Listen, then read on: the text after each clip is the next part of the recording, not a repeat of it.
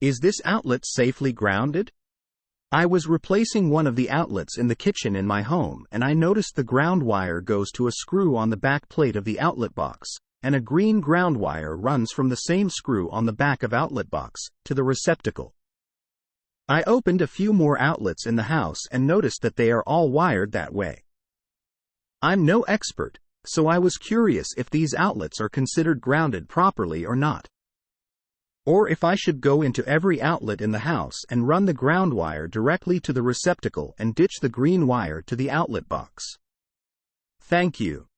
Question from user Z0NK-tastic at Stack Exchange. Answer: they are grounded. One reason the person who used the insulated ground wire instead of bare wire is that the bare wire can sometimes make a short with the hot wires if not placed correctly in the box.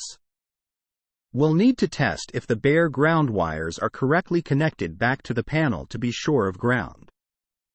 One simple test is to use a multimeter to see if you get 120 V or local between the hot and ground wire or the box.